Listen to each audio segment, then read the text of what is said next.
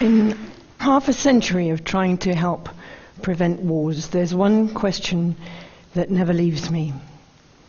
How do we deal with extreme violence without using force in return? When you're faced with brutality, whether it's a child facing a bully in the playground, or domestic violence, or on the streets of Syria today facing tanks and shrapnel, what's the most effective thing to do? Fight back? Give in? Use more force? This question, how do I deal with the bully without becoming a thug in return, has been with me ever since I was a child. I remember I was about 13, glued to a grainy black and white television in my parents' living room as Soviet tanks rolled into Budapest. And kids not much older than me were throwing themselves at the tanks and getting mown down. And I rushed upstairs and started packing my suitcase, and my mother came up and said, "What on earth are you doing?" And I said, "I'm going to Budapest." And she said, "What on earth for?" And I said, "Kids are getting killed there. There's something terrible happening." And she said, "Don't be so silly." And I started to cry. And she got it. She said, "Okay, I see it's serious. You're much too young to help. You need training. I'll help you, but just unpack your suitcase." And so I got some training and went and worked in Africa during most of my 20s. But I realized that what I really needed to know I couldn't get from training courses. I wanted to understand how violence, how oppression works. And what I've discovered since is this. Bullies use violence in 3 ways.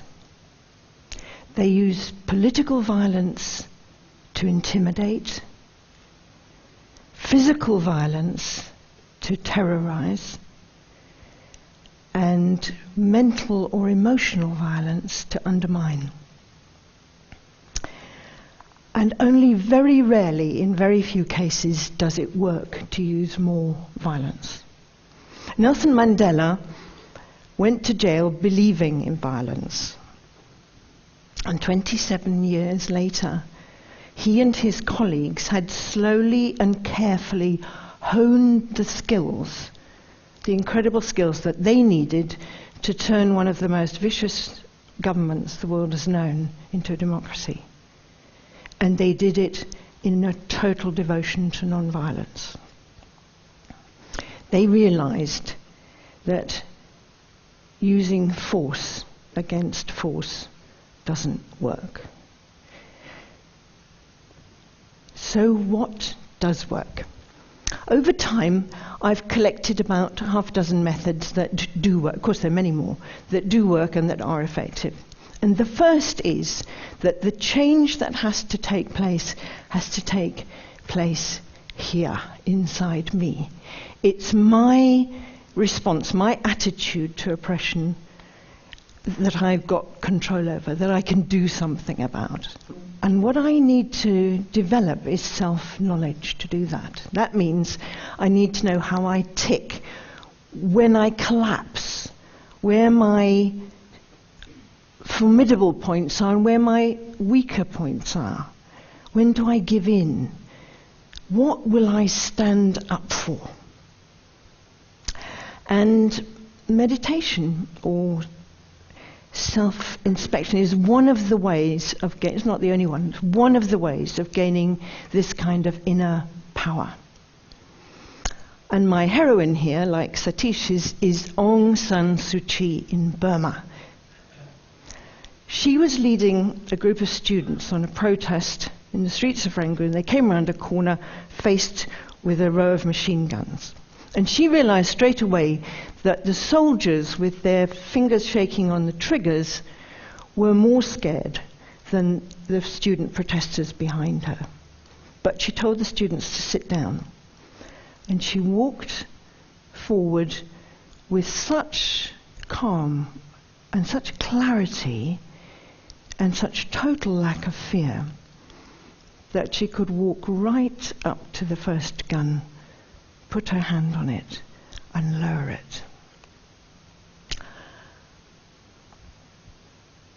And no one got killed. So that's what the mastery of fear can do. Not only faced with machine guns, but if you meet a knife fight in the street. That we have to practice. So what about our fear? I have a little mantra.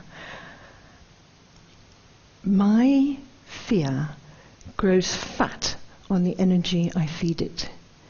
And if it grows very big, it probably happens.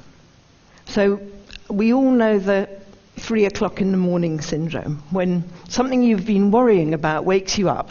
I see a lot of people.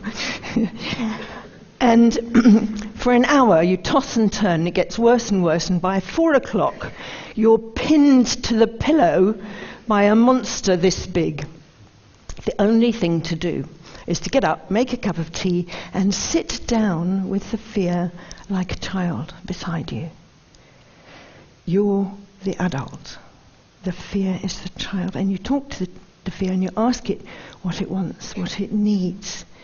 How can this be made better? How can the child feel stronger? And you make a plan and you say, okay, now we're going back to sleep. 7:30 we're getting up, and that's what we're going to do. I had one of these 3 a.m. episodes on Sunday, paralyzed with fear at coming to talk to you. So I did the thing. I got up, made the cup of tea, sat down with it, did it all, and I'm here. Still partly paralyzed, but I'm here. So that's fear. What about anger? Wherever there's injustice, there's anger. But anger is like gasoline, and if you spray it around and somebody lights a match, you've got an inferno. But anger as an engine, in an engine, is powerful. If we can put our anger inside an engine, it can drive us forward, it can get us through the dreadful moments, and it can give us real inner power. And I learned this in my work with nuclear weapon policymakers, because at the beginning I was so outraged at the dangers they were exposing us to that I just wanted to argue and blame and make them wrong. Totally ineffective. In order to develop a dialogue for change, we have to deal with our anger. It's okay to be angry with the thing, the nuclear weapons in this case, but it is hopeless to be angry with the people. They are human beings just like us. And they're doing what they think is best, and that's the basis on which we have to talk with them. So that's the third one, anger. And it brings me to the crux of what's going on, or what I perceive is going on in the world today, which is that last century was top-down power. It was still governments telling people what to do. This century there's a shift. It's bottom-up or grassroots power. It's like mushrooms coming through concrete. It's people joining up with people, as Bundy just said, miles away to bring about change. And Peace Direct spotted quite early on that local people in areas of very hot conflict know what to do. They know best what to do. So Peace Direct gets behind them to do that. And the kind of thing they're doing is demobilizing militias, rebuilding economies, resettling refugees, even liberating child soldiers. And they have to risk their lives almost every day to do this. And what they realized is that using violence in the situations they operate in is not only less humane, but it's less effective than using methods that connect people with people, that rebuild.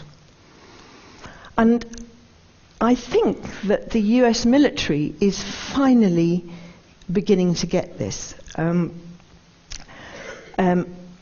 Up to now, their counter-terrorism policy has been to kill insurgents at almost any cost.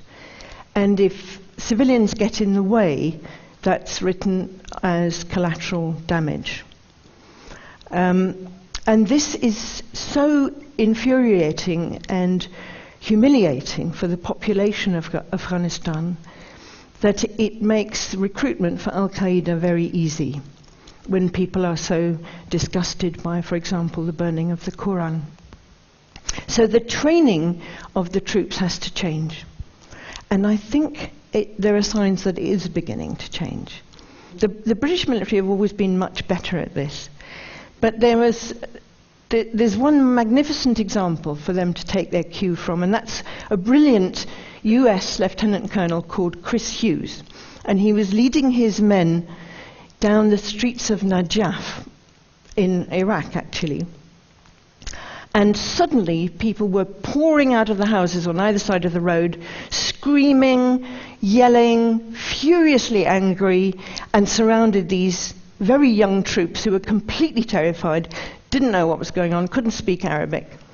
And Chris Hughes strode into the middle of the throng with his weapon above his head, pointing at the ground, and he said, "Kneel." And these huge soldiers with their backpacks and their body armor wobbled to the ground. And complete silence fell. And after about 2 minutes, everybody moved aside and went home. Now, that to me is wisdom in action. In the moment. That's what he did. And it's happening everywhere now. You don't believe me?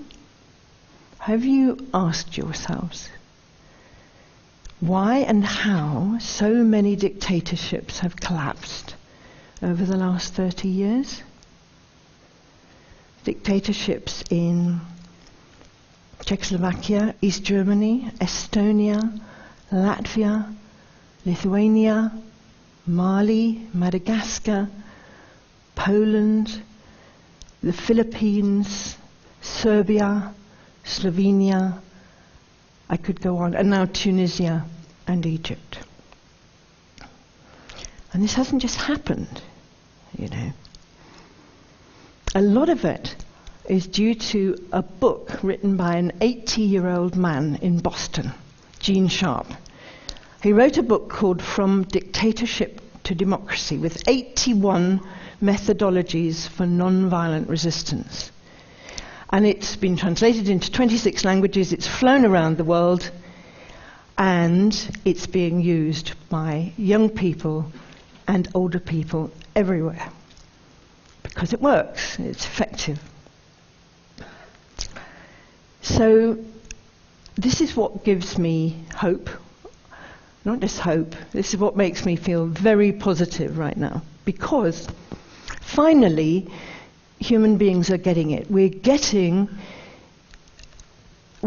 practical, doable methodologies to answer my question. How do we deal with the bully without becoming a thug? We're using the kind of skills that I've outlined. Inner power, development of inner power through self-knowledge. Recognizing and working with our fear. Using anger as a fuel. Cooperating with others. Banding together with others. Courage. And most importantly, commitment to active non-violence. Now, I don't just believe in non-violence. I don't have to believe in it. I see evidence everywhere of how it works. And I see that we, ordinary people, can do what Aung San Suu Kyi and Gandhi and Mandela did. We can bring to an end the bloodiest century that humanity has ever known. And we can organize to overcome oppression by opening our hearts as well as strengthening this incredible resolve. And this open-heartedness is exactly what I've experienced in the entire organisation of this gathering since I got here yesterday.